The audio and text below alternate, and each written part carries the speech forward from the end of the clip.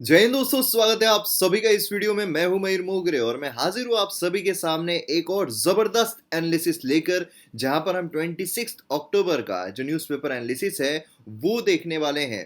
The Hindu में काफी important news जो है वो हमें देखने को मिल रही है, इसलिए लास्ट तक वीडियो जरूर देखिएगा।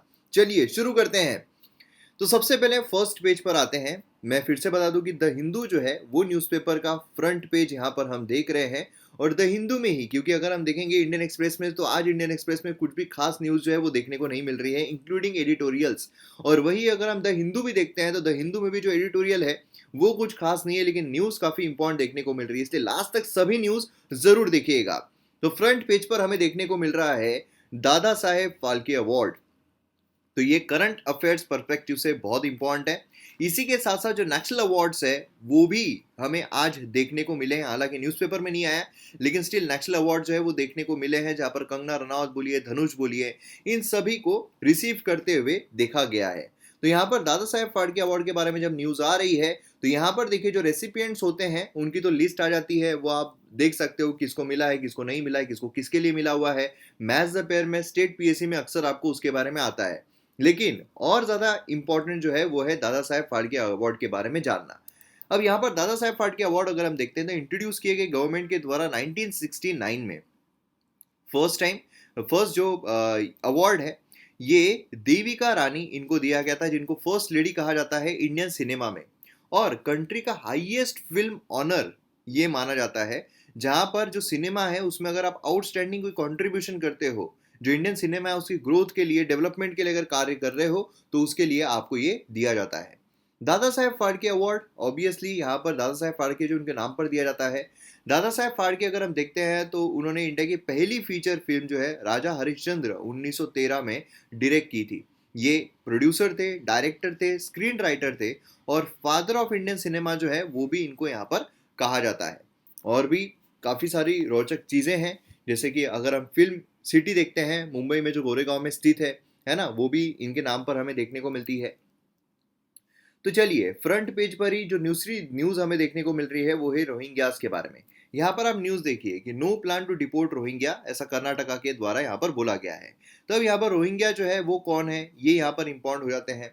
तो रोहिंग्या के बारे में जब हम देखें तो हमें ये देखने को मिलता है कि रोहिंग्या ये एक एथेनिक ग्रुप है, जहाँ पर मोस्टली हमें मुस्लिम जो है वो देखने को मिलते हैं। अब यहाँ पर यूपीएससी आपके साथ खेल सकता है ऑल, नन, ये सारे वर्ड्स के साथ, कि भाई यहाँ पर रोहिंग्या जो है वो एथनिक ग्रुप है जहां पर सभी हमें मुस्लिम्स देखने को मिलते हैं, जहां पर कोई भी हमें मुस्लिम के अलावा देखने को नहीं मिलता है। तो ये वर्ड से थोड़ा आपको सावधान रहना है। मोस्टली मुस्लिम जो है वो हमें देखने को मिलते हैं। फुल सिटीजनशिप म्यांमार के द्वारा यहाँ पर ग्रांट नहीं की गई, क्लासिफाई किया गया एज अ रेसिडेंट फॉरेनर्स या फिर एसोसिएटेड सिटीजन्स। एथिनिकली अगर देखा जाए तो इंडो आर्यन जो लोग हैं उनके ज़्यादा यहाँ पर क्लोज जो है वो हमें देखने को मिलते हैं। अब देखिए क्वेश्चन जो है वो कैसा आपको पूछा सकता है। रिसेंटली यूएन सेक्रेटरी जनरल जो है express concern about India plan to deport Rohingya refugees. तो आपको कुछ स्टेटमेंट दिए गए हैं। यहाँ पर पहला स्टेटमेंट है कि रोहिंग्या लोग जो है वो मुस्लिम माइनॉरिटी ग्रुप है जो रिसाइड कर रही है रखाइन स्टेट में, फॉर्मली जिसको अखरन कहा जाता है। रोहिंग्या लोग जो है कंसिडर किए जाते हैं स्टेटलेस एंटिटी। म्यांमार गवर्नमेंट जो है उन्होंने यहाँ पर उनको रेफ्यूजी नहीं दी। और तीसरा आता है रोहिंग्या लोग जो है उनको रिगार्ड किया जाता है मेयर रेफ्यूजी फ्रॉम चाइना। तो अब यहाँ पर आपको ट्रू स्टेटमेंट कौन सा है ये बताना है, तो आप कमेंट सेक्शन में इसका जवाब जो है इंक्लूडिंग जो उसके रीजंस है वो भी आप जरूर दीजिएगा। आइए यहाँ पर फिफ्थ पेज पर आते हैं। अभी अगर हम सेकंड पेज देखते हैं, थर्ड पेज देखते हैं, फोर्थ पेज देखते हैं, तो वहाँ पर रीजनल न्यूज़ हमें देखने को मिल रही है। एग्जाम पर्सपेक्टिव से कुछ भी खास निकल कर नहीं आ रहा है। यहाँ पर फिफ्थ पेज पर एक न्यूज़ है जहाँ पर फैमिली कोर्ट जो है केरला में, उसने एडॉप्शन प्रोसीजर जो है उसको होल्ड पर डाला। अब देखिए एक तो ये न्यूज़ भी यहाँ पर देखने को मिल रही है। दूसरा अगर हम देखते हैं कोविड की वजह से काफ़ी जो बच्चे हैं माँ बाप का साया उनसे छीन चुका है। अब इसकी वजह से जो एडॉप्शन है वो भी काफ़ी ज़्यादा न्यूज़ में उसकी वजह से भी हमें देखने को मिल रहा है। तो मतलब ये एक न्यूज़ है, प्लस कोविड की वजह से जो यहाँ पर अनाथ हुए हैं बच्चे, उनकी भी एडॉप्शन के बारे में काफ़ी ज़्यादा न्यूज़ जो है वो देखने को मिल रही है। और इसीलिए यहाँ पर एडॉप्शन प्रोसीजर जो है हमारे इंडिया में, उसके बारे में जानना बहुत ज़रूरी है। एडॉप्शन किस तरीके से होता है इंडिया में। अब यहाँ पर देखिए मैं आपको इसके बारे में पूरी डिटेल इन्फॉर्मेशन दे सकता हूँ, लेकिन यहाँ पर जो एग्जाम पर्सपेक्टिव से इंपॉर्टेंट है उसी पर हमें स्टिक रहना है। एडॉप्शन जो है ये एक प्रोसेस है जहाँ पर अबेंडेंट, मतलब जो छोड़ दिए गए हैं सरेंडर्ड जो सरेंडर कर दिए गए हैं, ऑर्फन्ड जो मतलब जिनके माँ बाप जो है उनकी डेथ हो गई है, तो ऐसे जो बच्चे हैं उनको लॉफुली जो पेरेंट्स है वो अडॉप्ट कर सकते हैं कि भाई लॉफुली अब ये हमारा बच्चा है, जहाँ पर उनको सभी अधिकार, प्रिविलेजेस, रिस्पॉन्सिबिलिटीज जो है वो सारी की सारी यहाँ पर मिल जाएगी, जो बायोलॉजिकल चाइल्ड उनके बायोलॉजिकल चाइल्ड को मिलेगी वो सारी की सारी रिस्पॉन्सिबिलिटी। एंड यहाँ पर अगर आप देखोगे फंडामेंटल प्रिंसिपल अगर हम देखते हैं, तो कोई भी यहाँ पर प्रोसेसिंग अगर करना है एडॉप्शन प्लेसमेंट की, तो यहाँ पर बच्चे का इंटरेस्ट जो है वो भी यहाँ पर पैरामाउंट रहता है।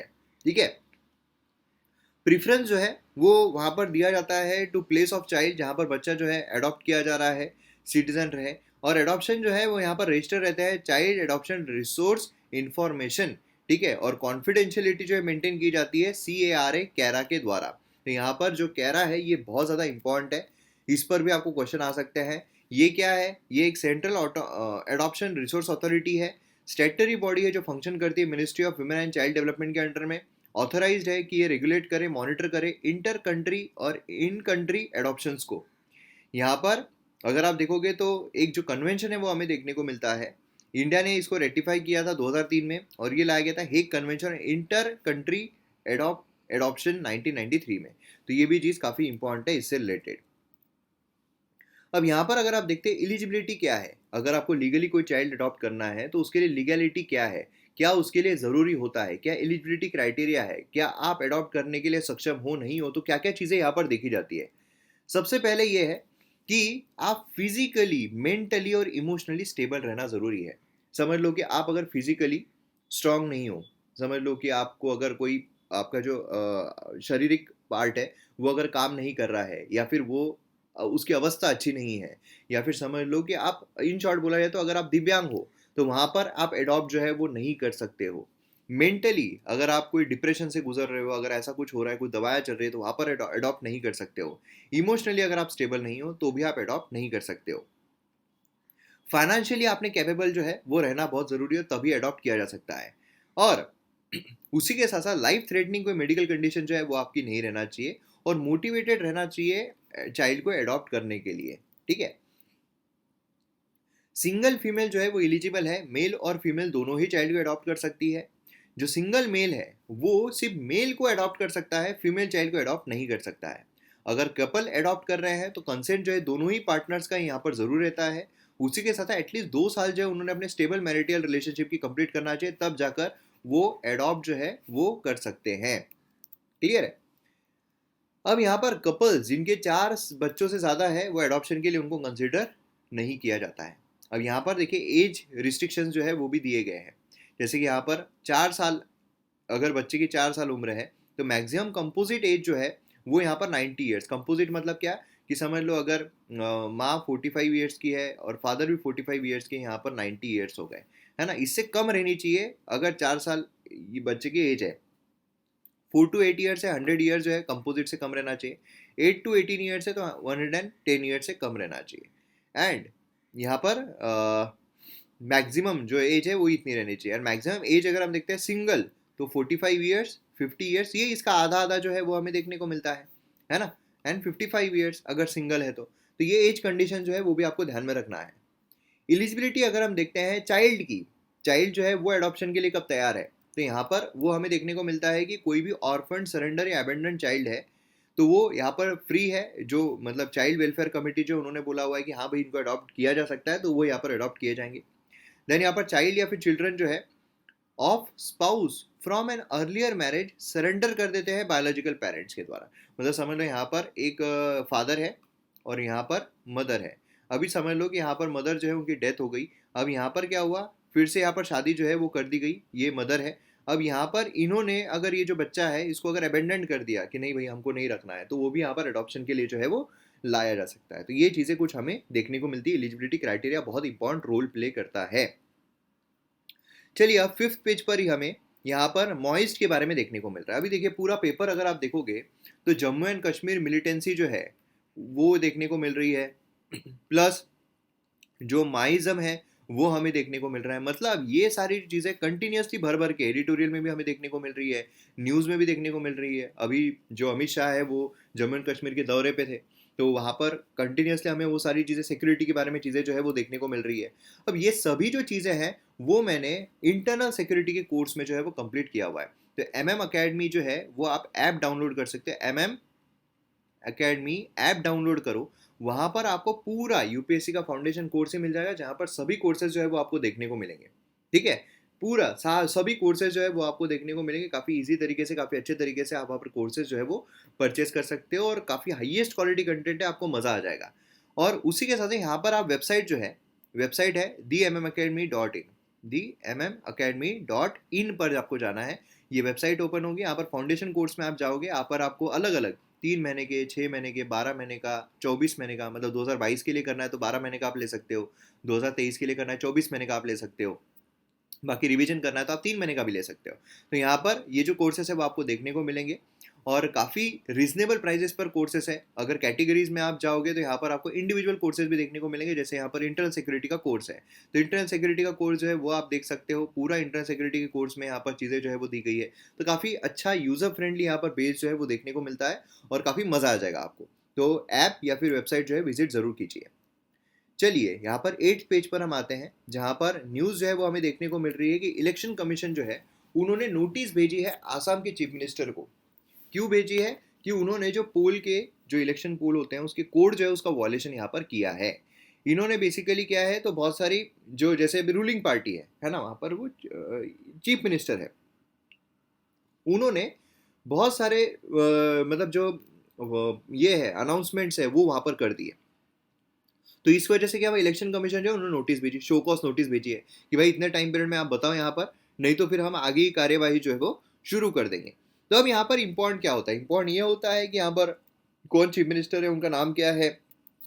एग्जाम पर्सपेक्टिव से इंपॉर्टेंट है MCC, model code of conduct, ये इंपॉर्टेंट हो जाता है। तो क्या है यहाँ पर मॉडल कोड ऑफ कंडक्ट, यही यहाँ पर हम जानते हैं। देखिए यहाँ पर मॉडल कोड ऑफ कंडक्ट अगर आप देखोगे गाइडलाइंस है, बेसिकली ये कोई लॉ नहीं है, ये कोई कानून नहीं है, ये क्या है, गाइडलाइंस है जो इशू किए गए इलेक्शन कमीशन के द्वारा, जिससे कि यहाँ पर कैंडिडेट्स जो इलेक्शन में लड़ रहे हैं, जो पॉलिटिकल पार्टीज इलेक्शन में लड़ रही है, उनको रेगुलेट किया जा सके। नहीं तो मनमानी तो कुछ भी करेंगे पार्टीज, तो उनको रेगुलेट करने के लिए लाया गया है। इलेक्शन कमीशन को हेल्प करता है कि वो यहाँ पर आर्टिकल 324 जो हमारे कॉन्स्टिट्यूशन का, उसका मैंडेट रखे। क्या बोलता है कि फ्री सुपरवाइज करना है, कंडक्ट करना है फ्री एंड फेयर इलेक्शन। किसकी ड्यूटी है? इलेक्शन कमीशन ऑफ इंडिया की ड्यूटी है। तो वो यहाँ पर बराबर तरीके से हो, इसके लिए मॉडल कोड ऑफ कंडक्ट हमें देखने को मिलता है। ये कब से लागू होता है? मॉडल कोड ऑफ कंडक्ट लागू होता है जब से इलेक्शन के शेड्यूल डिक्लेयर किए जाए। जैसे आज अगर डिक्लेयर करते हैं कि 4 महीने के बाद इलेक्शंस होने वाले, तो अभी से मॉडल कोड ऑफ कंडक्ट जो है वो लागू हो जाएगा। कब तक रहेगा? रिजल्ट अनाउंस होने तक, इलेक्शन होने तक नहीं, रिजल्ट अनाउंस होने तक वो मॉडल कोड ऑफ कंडक्ट जो है वो लागू रहेगा। इवोल्यूशन कैसे हुआ? ओरिजिन जो है मॉडल कोड ऑफ कंडक्ट का, वो असेंबली इलेक्शन केरला के हमें देखने को मिलता है 1960 में, जब स्टेट एडमिनिस्ट्रेशन जो है कोड ऑफ कंडक्ट प्रिपेयर किए थे पॉलिटिकल एक्टर्स के लिए। फिर उसके बाद लोकसभा इलेक्शन जो है 1962, उसमें इलेक्शन कमीशन ऑफ इंडिया ने यहाँ पर कोड सर्कुलेट किए थे। ठीक है, देन 1991 में इसको नॉर्म्स जो है वो यहाँ पर किए गए, एंड उसी के साथ यहाँ पर चीज़ें जो है वो होती रही। 8 प्रोविजंस इसमें हमें देखने को मिलते हैं। पहला है जनरल कंडक्ट। इसमें है कि पॉलिटिकल पार्टीज जो है, जो क्रिटिसिज्म कर रही है, क्योंकि बट ऑब्वियस है कि पॉलिटिकल पार्टीज अगर है तो वो क्या करेगी, वो बाकी की जो पार्टीज है उनको क्रिटिसाइज करेगी, बोलेगी कि देखो हम आपको ये देंगे, ये पॉलिटिकल पार्टी आपको ये नहीं दे पाएगी, हम आपके लिए करेंगे, ये पार्टी ये नहीं कर पाएगी। ये जो क्रिटिसिज्म है ये सिर्फ पॉलिसीज और प्रोग्राम तक ही लिमिटेड रहना चाहिए, नहीं तो वो इंसान तो बहुत घटिया है, वो इंसान तो स्पाइनलेस है, वो इंसान तो ये है, ये इंसान तो वो है, वो इंसान तो वो है। ये जो है पर्सनल चीज़ें यहाँ पर करना बहुत गलत हो जाता है, ये नहीं होना चाहिए। एक्टिविटीज जैसे कि यहाँ पर कास्ट, कम्युनल फीलिंग्स जो है यहाँ पर वोट्स को सिक्योर करने के लिए, ये भी यहाँ पर नहीं होनी चाहिए। जो ब्राइबिंग है वोटर्स की, वो नहीं होनी चाहिए। ये सब यहाँ पर प्रोहिबिट जो है वो किया गया है। दूसरा हमें देखने को मिलता है मीटिंग्स के बारे में। पार्टीज जो है उनको इन्फॉर्म किया जाना चाहिए लोकल पुलिस को कि हम यहाँ पर मीटिंग्स जो है वो लेने वाले हैं, जिससे कि जो प्रॉपर सिक्योरिटी अरेंजमेंट्स है वो किए जा सके। देन है प्रोसेशन। जो प्रोसेशन होता है, रैलीज निकलती है, वो भी यहाँ पर अगर 2 या उससे ज़्यादा कैंडिडेट के सेम इस पे, समझ लो अगर मोदी जी है, राहुल गांधी है, सेम ही रूट पे अगर जा रहे हैं, तो ऑर्गेनाइजर ने सही तरीके से कांटेक्ट करना चाहिए एडवांस में, और दोनों में क्लैश ना हो ये यहाँ पर रखना चाहिए। देन उसके बाद पोलिंग डे आता है। पोलिंग डे पर यहाँ पर पार्टी वर्कर जो है पोलिंग बूथ पर उन्होंने सूटेबल बैगेज उनको दिए जाने चाहिए, आइडेंटिटी कार्ड दिए जाने चाहिए। पोलिंग बूथ अगर हम देखते हैं, एक ही वोटर जो है वैलिड पास के साथ यहाँ पर अलाउड रहना चाहिए पोलिंग बूथ में। ऑब्जर्वर जो है वो यहाँ पर अपॉइंट किए जाने चाहिए इलेक्शन कमीशन की तरह ऑब्जर्वर, जो यहाँ पर रिपोर्ट करेंगे अगर कोई भी प्रॉब्लम जो है वो होती है तो। देन यहाँ पर पार्टी जो है पावर में, अब उनको कौन कौन से, यहीं से वो जो है वो जो न्यूज़ अभी देखने को मिल रही है यहीं से वो चीज़ जो है वो निकलती है। जैसे कि मॉडल कोड ऑफ कंडक्ट जो है कुछ रिस्ट्रिक्शंस डालता है 1979 में। मिनिस्टर जो होते हैं, जैसे अभी चीफ मिनिस्टर है आसाम के, है ना, उन्होंने यहाँ पर ऑफिशियल विजिट को कंबाइन नहीं करना चाहिए अपने इलेक्शन वर्क के साथ।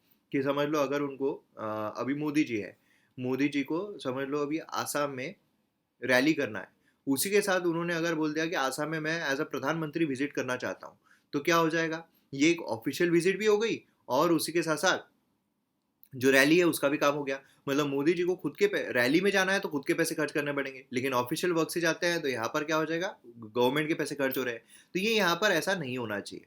पार्टी जो उन्होंने एडवर्टाइजमेंट जो है पब्लिक पैसों पर वो यहाँ पर नहीं करनी चाहिए। मिनिस्टर्स और बाकी अथॉरिटीज जो है उन्होंने यहाँ पर कोई भी फाइनेंशियल ग्रांट अनाउंस नहीं करना चाहिए।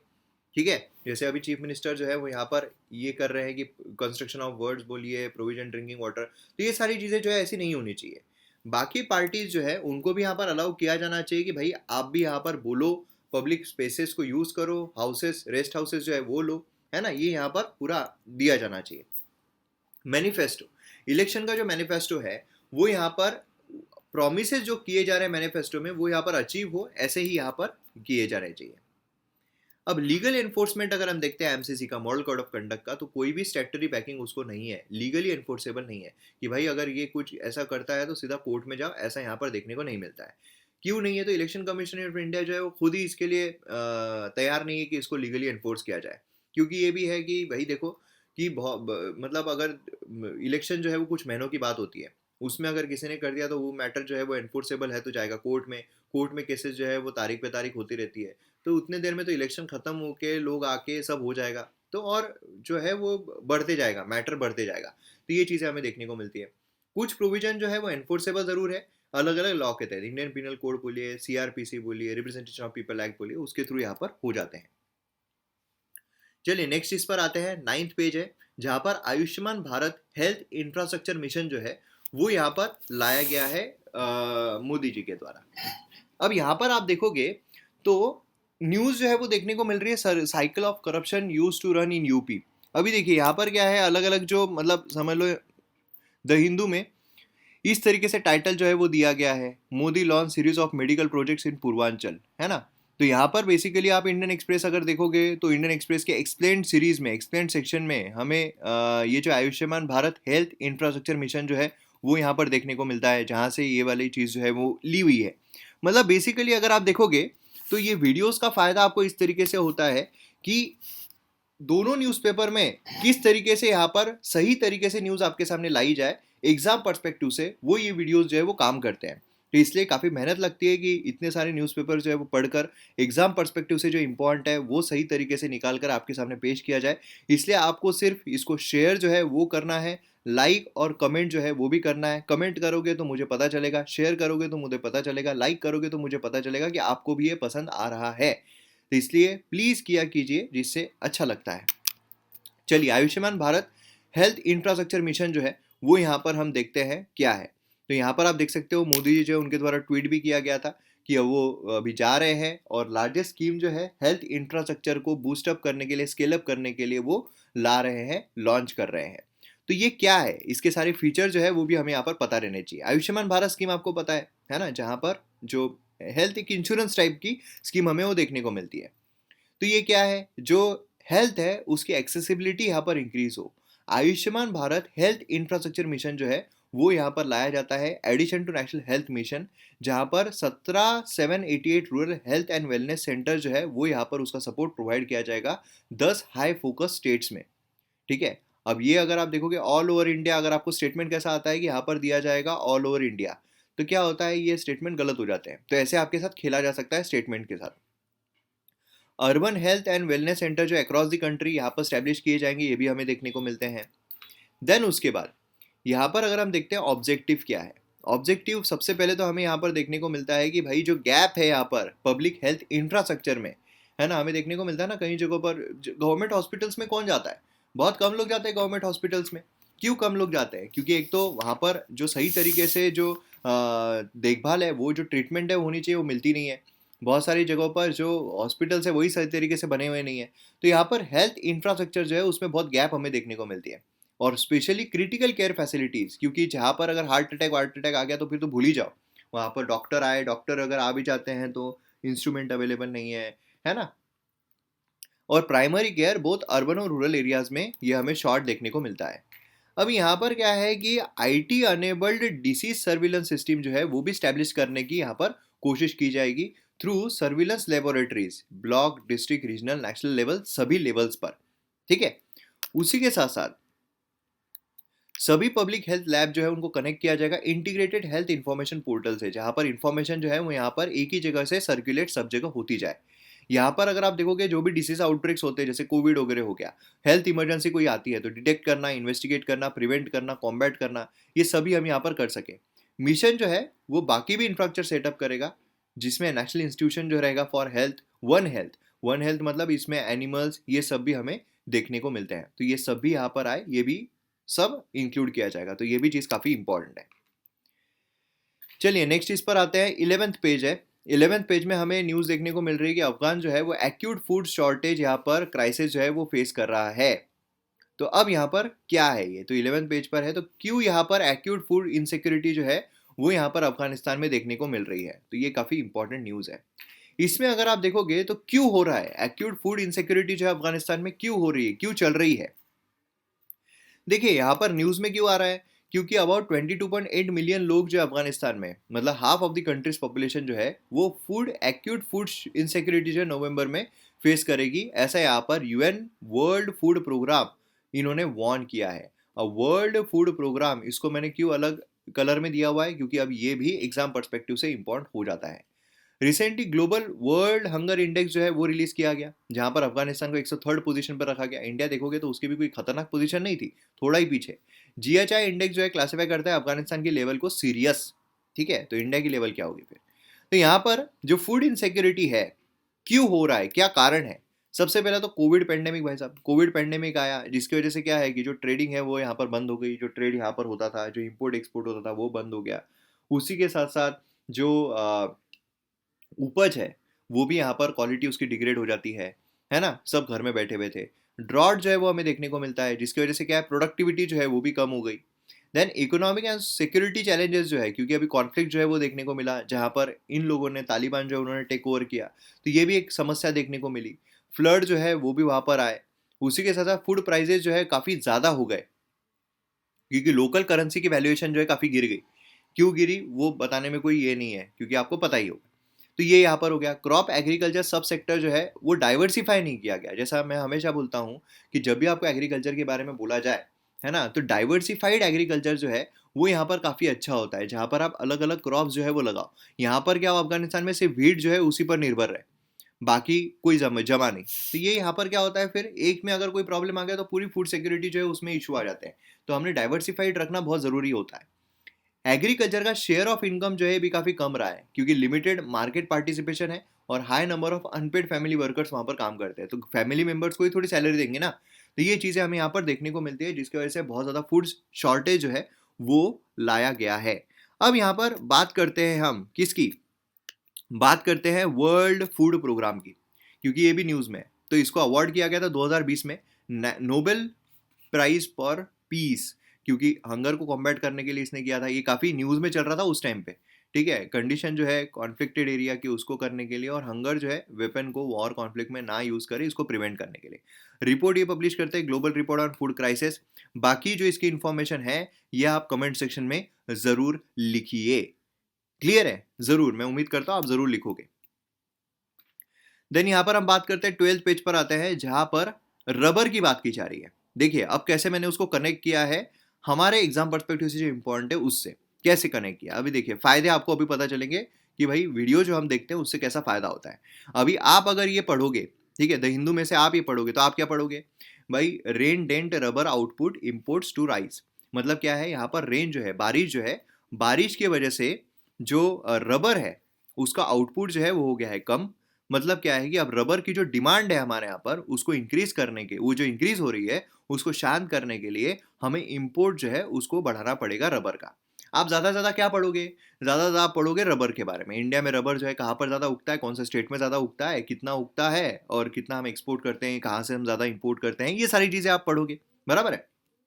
लेकिन लेकिन ये सफिशिएंट नहीं होगा, क्योंकि यूपीएससी जो है उसको भी पता है, आप लोगों ने पढ़ा हुआ है। यूपीएससी आपको जो चीज़ है वो कौन सी पूछेगी, अभी मैं आपको बताता हूँ। देखिए, न्यूज़ में अगर हम देखते हैं तो हमें देखने को मिलता है कि इंडिया का नेचुरल रबर प्रोडक्शन जो है वो यहाँ पर शार्प सप्लाई जो है यहाँ पर हो रहा है। रेन जो है काफ़ी ज़्यादा डिसरप्ट कर रहा है एक्टिविटीज़ जो केरला में हो रही है। केरला अगर आप देखोगे कंट्री का टॉप प्रोड्यूसिंग स्टेट है अगर हम रबर की बात करते हैं, तो ये आपको यहाँ पर एक जवाब मिल गया भाई, केरला जो है वो सबसे टॉप प्रोड्यूसिंग स्टेट है। अभी देखिए, कुछ ही महीनों पहले, ज़्यादा नहीं, कुछ ही महीनों पहले अगर हम देखते हैं, मतलब कब, तो जून 22 2021 की न्यूज़ है, जहां पर देखने को मिला first ever genetically modified rubber जो है प्लांट किया गया था आसाम में। तो अब आ गया रबर के बारे में और एक न्यूज़ आ गई जो अभी की लेटेस्ट है।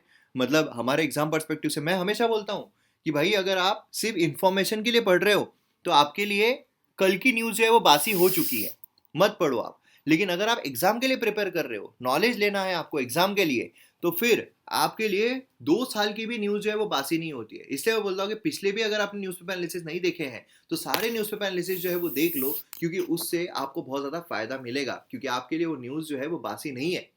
तो ये जब हम जून की न्यूज़ की बात कर रहे हैं, तो अब जीएम रबर, क्योंकि जेनेटिकली मॉडिफाइड क्रॉप्स ये काफ़ी ज़्यादा न्यूज़ में रहता है, तो अब यहाँ पर फर्स्ट एवर जेनेटिकली मॉडिफाइड जो रबर है कहाँ प्लांट किया गया, ये भी एक क्वेश्चन निकलता है।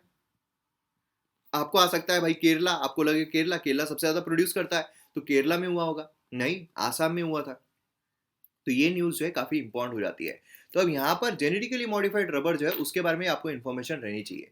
तो वर्ल्ड फर्स्ट, इंडिया नहीं, world first genetically modified rubber plant जो है डेवलप किया गया बाय रबर रिसर्च इंस्टीट्यूट के द्वारा। अब रबर रिसर्च इंस्टीट्यूट क्या है, ये भी, इस पर भी क्वेश्चन जो है वो आपको एग्जाम में आ सकता है यूपीएससी में। कुछ भी नहीं छोड़ना यार। अभी हमने देखा हुआ है, जो मैंने आपको ट्रेंड बताया है, जिस ट्रेंड पर यूपीएससी चल रहा है, जो भी न्यूज में आ रहा है रिलेटेड सारी चीजें ढूंढ लो। मैं आपके लिए ढूंढ कर दे रहा हूँ, आपको मेहनत करने की जरूरत नहीं, आपको सिर्फ ये फॉलो करना है सही तरीके से और आपको याद रखना है। तो रबर रिसर्च इंस्टीट्यूट क्या है? रबर रिसर्च इंस्टीट्यूट जो है वो रबर बोर्ड के अंडर में आता है। तो भाई अब रबर बोर्ड क्या है? इसको बोलते हैं डीपली पढ़ाई करना। इसको बोलते हैं कि 2 तरीके के एस्पिरेंट्स होते हैं ना, 3 तरीके के होते हैं बेसिकली। तो मतलब एक तो वो है जिनको जो 4 ऑप्शन आए हुए हैं, एक भी ऑप्शन के बारे में कोई इन्फॉर्मेशन ही नहीं है ना, वो एस्पिरेंट्स होते हैं जिन्होंने कुछ पढ़ाई नहीं की है। दूसरे एस्पिरेंट होते हैं जो 2 ऑप्शन को एलिमिनेट कर लेते हैं कि ये और ये तो है ही नहीं, ये 2 ऑप्शन में उनको कंफ्यूजन रहता है और हमेशा गलत ऑप्शन टिक करके आ जाते हैं। और तीसरे वो होते हैं जो तीनों ऑप्शन को एलिमिनेट कर देते हैं, सही जवाब जो उनको हमखास पता होता है कि यही सही जवाब है। वो कब आता है? जब हम इतना डीपली पढ़ाई करते हैं। तो अब रबर बोर्ड आ गया। रबर बोर्ड क्या है? रबर बोर्ड हेडक्वार्टर जो है कोयटम केरला में हमें देखने को मिलता है। एडमिनिस्ट्रेशन जो है ministry of commerce and industries के अंडर में देखने को मिलती है। और रिस्पॉन्सिबल है कि रबर इंडस्ट्री जो है हमारे देश में उसको डेवलप किया जाए। कैसे? तो यहाँ पर रिसर्च को एनकरेज करके, असिस्ट करके, डेवलप करके, जो एक्सटेंशन है ट्रेनिंग एक्टिविटीज का वो यहाँ पर करके। तो इससे यह है रबर बोर्ड की रिस्पॉन्सिबिलिटी होती है। रबर बोर्ड जो है वो यहाँ पर उसके अंडर में हमें देखने को मिलता है रबर रिसर्च इंस्टीट्यूट, जिन्होंने यहाँ पर डेवलप किया है जेनेटिकली मॉडिफाइड रबर को। अभी यहाँ पर जीएम रबर के बारे में अगर हम इंफॉर्मेशन देखें तो हमें क्या देखने को, जेनेटिकली मॉडिफाइड मतलब क्या है? जीन, जो जेनेटिक्स है उसको चेंज किया गया। जीन को हम क्या क्यों चेंज करते हैं? अभी जीन को तब चेंज किया जाता है कि जो भी कंडीशन है उसमें सर्वाइव वो कर सके। नहीं तो नॉर्मली क्या है, यहाँ पर जीन जो है स्पेसिफिक ट्रेट्स, कैरेक्टरिस्टिक जो है स्पीशीज के बीच में, उसको हम चेंज कर सके लेबोरेटरी टेक्निक के जरिए। अब जीएम रबर जो है उसके एडिशनल कॉपीज जो है जीन MSSOD की देखने को मिलती है। अब ये जो जीन है इसकी एबिलिटी है कि वो प्लांट्स को प्रोटेक्ट करता है एडवर्स इफेक्ट, अगर सीवियर एनवायरमेंट स्ट्रेसेस होते हैं, कोल्ड या ड्रॉट होता है, उसमें भी वो प्लांट को प्रोटेक्ट करके रखता है, उसमें भी वो सर्वाइव कर सकता है। लोगों में भी अलग अलग ट्रेड्स होते हैं। समझ लो अगर कोई एकदम ही बर्फीले इसमें रह रहा है, वो अगर एकदम ही इक्वेटोरियल रीजन में आएगा तो वो सर्वाइव कर पाएगा क्या? नहीं कर पाएगा। या फिर जो इक्वेटोरियल रीजन में रह रहा है जो भी इंसान, ठीक है, अफ्रीका का कोई बंदा है, वो अगर आर्कटिक इसमें चला जाए तो वहां पर सर्वाइव करना उसके लिए काफी मुश्किल हो जाएगा। जैसे हम ही अगर इंडियंस है, इंडियंस अगर ठंड काले में यूरोप में जाते हैं तो वहाँ की ठंडी बर्दाश्त करना हमारे लिए बहुत मुश्किल हो जाता है। रशिया की ठंडी बर्दाश्त करना मुश्किल हो जाती है ना? तो ये क्या है, अगर हम जीन हमारे चेंज कर ले, जेनेटिक चीज़ें चेंज कर ले, जहाँ पर क्या है कि वो जो लोग जो इक्वेटोरियल रीजन में जो गर्मी बर्दाश्त कर सकते हैं उनके जीन ले तो हम भी बर्दाश्त करने लग जाएंगे। उसी तरीके से यहाँ पर जीन जो है उसके यहाँ पर चेंज किया जाता है लेबोरेटरी टेक्निक के जरिए, जिससे वो बर्दाश्त कर सके कोई भी कोल्ड या ड्रॉट आता है तो। जीएम रबर में manganese containing super oxide dismutase ये देखने को मिलता है, इंसर्ट किया जाता है प्लांट में। और ये जो सीवियर कोल्ड है कंडीशन है नॉर्थ ईस्ट में विंटर के दौरान, उसको भी ये बर्दाश्त कर सकती है। अब यहाँ पर इसकी जरूरत क्या है? जरूरत देखिए, नेचुरल रबर जो है वो नेटिव है वार्म ह्यूमिड अमेजोन फॉरेस्ट का, जहाँ पर वार्म और ह्यूमिड क्लाइमेट लगता है। ठंडकाल है जो नॉर्थ ईस्ट है, ठंडकाले की कंडीशन उसके लिए सूटेबल नहीं है ना, नेचुरली सूटेबल नहीं है, तो उसको सूटेबल बनाने के लिए यहाँ पर जीन्स में मॉडिफाई करना बहुत जरूरी है। ठीक है, नेचुरल रबर की अब हम बात करते हैं, क्योंकि नेचुरल रबर अभी न्यूज में देखने को मिल रहा है कि उसका डिमांड जो है ज्यादा है, सप्लाई कम हो गया है बारिश की वजह से, इसलिए अब इंपोर्ट करना पड़ रहा है। तो कमर्शियल प्लांटेशन क्रॉप है, पैसा वहां से आता है। ये लेटेक्स जो है ऑफ द ट्री, ठीक है, उससे ये बनता है, तो ये भी काफी इंपॉर्टेंट है। ठीक है भैया। अब ये स्ट्रेटेजिक इंडस्ट्रियल रॉ मटेरियल है, डिफेंस के लिए, नेशनल सिक्योरिटी के लिए, इंडस्ट्रियल डेवलपमेंट के लिए, सभी के लिए जो है वो इसका इस्तेमाल होता है, इसलिए इंपोर्ट भी करना बहुत जरूरी है अगर उसकी डिमांड जो है वो इंक्रीज हो रही है और सप्लाई इंडिया में से कम हो रहा है। कंडीशन अगर हम देखते हैं तो इक्वेटोरियल क्रॉप है, लेकिन अंडर स्पेशल कंडीशन वो ट्रॉपिकल सब ट्रॉपिकल रीजन में भी ग्रो किया जा सकता है। टेम्परेचर अबव 25 डिग्री सेल्सियस चाहिए रहता है, मॉइस्ट और ह्यूमिड क्लाइमेट चाहिए रहता है ना, ये सर्वाइव कर सके नॉर्थ ईस्ट की ठंडी, इसलिए उसको जेनेटिकली मॉडिफाइड किया जा रहा है। रेनफॉल मोर देन 200 सेंटीमीटर चाहिए होता है, soil type rich well drained alluvial soil जो है वो चाहिए होती है। चीप और एडिक्वेट सप्लाई जो है स्किल्ड लेबर का वो भी जरूरी यहाँ पर होता है। तो अब आपको समझ में आ गया। इंडियन सिनारियो की अगर हम बात करते हैं तो इंडियन सिनारियो में ब्रिटिश ने स्टैब्लिश किया था फर्स्ट रबर प्लांटेशन इंडिया में 1902 में on the banks of river Periyar Kerala में। टॉप रबर प्रोड्यूसिंग स्टेट्स अगर हम देखते हैं, सबसे ज्यादा केरला, देन तमिलनाडु, देन कर्नाटका, मतलब जो सदर्न स्टेट्स है वही यहाँ पर, क्योंकि वहां पर हॉट ह्यूमिड क्लाइमेट अच्छा खासा हमें देखने को मिलता है ना। तो ये पूरा अब आपका हो गया है रबर के बारे में। अब आने दो कोई भी क्वेश्चन, अब पूछने दो यूपीएससी कोई भी क्वेश्चन, अब आप तैयार हो गए। ठीक है, तो इस तरीके से हमें जो न्यूज़पेपर एनालिसिस है वो आज का देखने को मिल रहा है। तो यहाँ पर कंप्लीट होता है हमारा न्यूज़पेपर एनालिसिस। वीडियो शेयर जरूर कीजिए, चैनल को सब्सक्राइब नहीं किया चैनल को सब्सक्राइब कीजिए, और लाइक और कमेंट भी आप जरूर कीजिए। कमेंट से मुझे पता चलता है कि आपको कितना अच्छा लग रहा है वीडियो। क्लियर है? तो चलिए मिलते हैं हम फिर अगले वीडियो में। और MM Academy ऐप जो है डाउनलोड कीजिए, theMMAcademy.in वेबसाइट विजिट कीजिए। ओके, टाटा बाय, जय हिंद।